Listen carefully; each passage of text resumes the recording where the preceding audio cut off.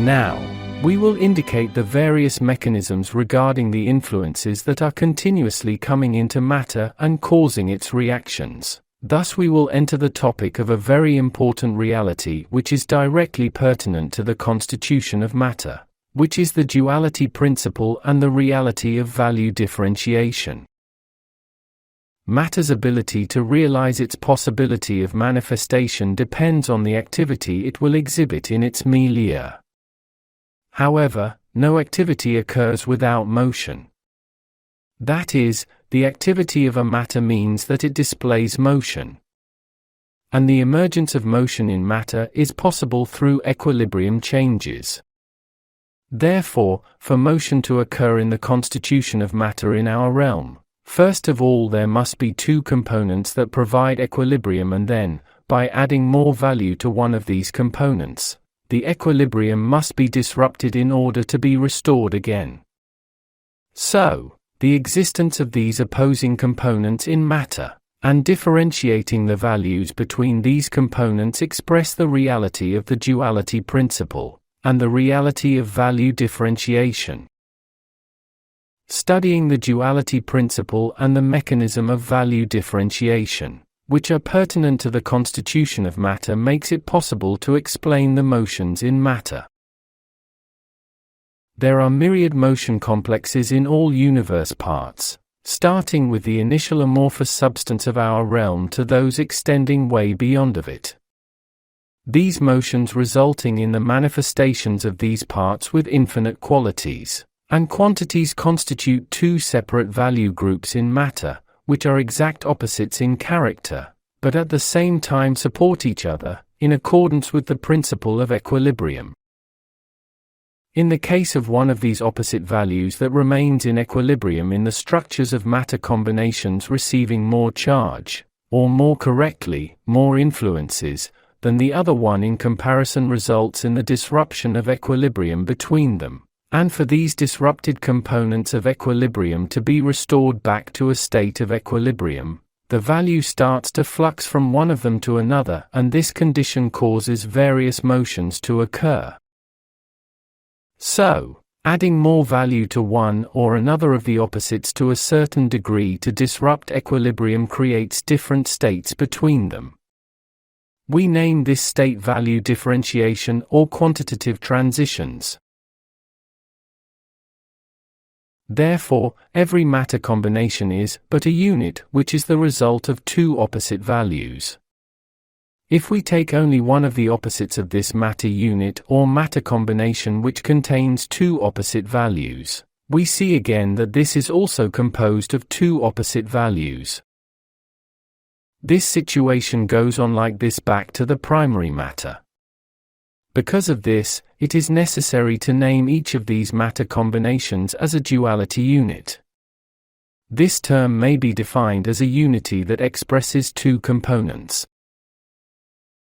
In order to offer a simple idea about this duality unit, we will give an example, although it is crude, of a bar magnet. This bar magnet is a unit that exhibits two kinds of magnetic manifestation, starting from the middle of it. One half is signed, positive, and the other half is negative, which are opposite in character. The point in the middle of this unit where two opposite values with different signs join together is neutral, that is, there is no magnetic manifestation there. By cutting this bar magnet from the neutral point, when we separately examine the halves that fall to the right and left side, we again observe that each of them has entered a state of duality unit on their own, which exhibits magnetic manifestation with one half, positive, and the other half, negative, as opposites. As these pieces are continuously being split in the middle and separated into two parts, duality manifestations go on and on. That is, at each division of the bar magnet, components of magnetism with two opposite characters generate new unities, new units in smaller scale than the previous ones. So, we name this reality, which is one of the most important laws of our realm, the duality principle belonging to matter constitution, And the value differentiation or quantitative transitions we have mentioned is an additional mechanism of this duality principle. The duality principle and its dependent mechanism of value differentiation form the most important basis, allowing the realization of possibilities within the occurrences and fluxes of matter in our realm. Without these, neither states nor forms nor material manifestations are possible. 4. When these principles vanish, no emergence of motion may occur in matter, and without motions, and the development and transitions of matter into myriad states, in brief, their involvement in the building mechanisms of worlds are not possible, that is, worlds cannot be formed. On Earth, duality always exists. In everything, in all radiations of matter, in the essentials and details of matter, in all psychological states that are actually variations of matter but appear as devoid of matter, in matter called inanimate, in matter called animated, in individuals, in states of individuals in the face of each other, collectively, in feelings and in ideas, shortly, in all conditions of the world observable and unobservable, the duality principle and the mechanism of value differentiation prevail. And in every state of matter that appears as a unity, there are always two components which are opposite to each other and in equilibrium. Existence of these opposite components in a unity is necessary because without this, matter cannot come forth, live, it disintegrates. And in the case of matter that does not exist, existence of anything cannot be talked about. On Earth and in the whole of our cosmos, everything that appears as one or as a unity is actually composed of two values which are in opposite character to each other, and which can never be isolated from each other. But these opposite values are not two independent, completely separate components from each other. They are two components dependent on each other, but with opposite appearances that compose the character of an individual unit. All parts that constitute our world and even the initial matter of Earth, which is one of these parts, cannot be outside the scope of duality principle. We repeat the main knowledge on this as a summary. 1. Unit is the name of duality. That is why we call it a duality unit. 2. The opposites of duality are not made up of a single value. Again, in smaller scales they are each duality units. 3. Duality, as will be explained in the topic on constitution of initial matter, is the initial origin and basis of motion. 4. Without the duality mechanism, motion cannot exist, and without motion, matter states and forms cannot exist. 5. Duality is the original appearance of the state of spirit and matter. Regarding the ideas mentioned in the last item, we feel the need to provide further explanation. We have said that in the matter universe, spirit and matter cannot be in conjunction with each other. That is, the concept of spirit, matter directly interacting with each other in the universe cannot be a real concept.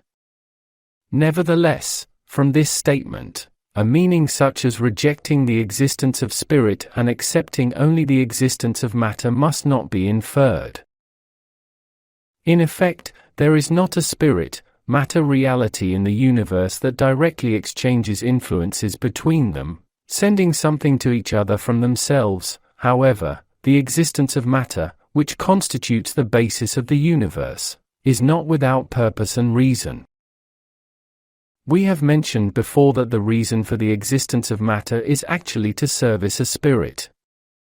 The expression of this truth is hidden in the duality of matter, such that the purpose of matter's existence is its service to spirit.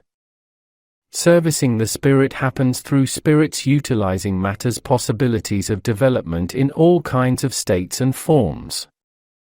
And utilizing these possibilities depends on a number of motions that are able to emerge in matter through indirect influences, arising from spirit. However, the occurrence of every motion in matter is only possible through the duality principle and the mechanism of value differentiation. That is, were it not for the duality principle and its additional mechanism of value differentiation, it would not be possible for spirit to utilize matter. In that case, the spirit-matter relationship cannot be realized. Therefore, duality, the mechanism of value differentiation, is an expression of the necessity of spirit-matter duality. More correctly, when the duality principle in matter is examined in that regard, it becomes the original appearance of spirit-matter duality, that is, its imperativeness, in the face of the sublime principles. So, the duality principle, which allows for the animation and occurrence of all matter, has been placed in the constitution of matter as the basic structure, as it is set in its components by the original principle. The original principle is a divine principle. So, in this way, duality expresses the situation of spirit, which is not within the universe, and of beings that are completely different in comparison regarding their disposition in our universe, that is, of matter, with each other within the matter constitution. So, a being, a body, thus understands that it is not a spirit itself, but a reflection of spirit in the universe, and is a being that responds to the needs of a spirit through all its states and situations, and that it reflects the need that represents the spirit. Because of this, when the term being is used, the meaning intended in this regard is spirit. So, duality has been established to make this meaning possible.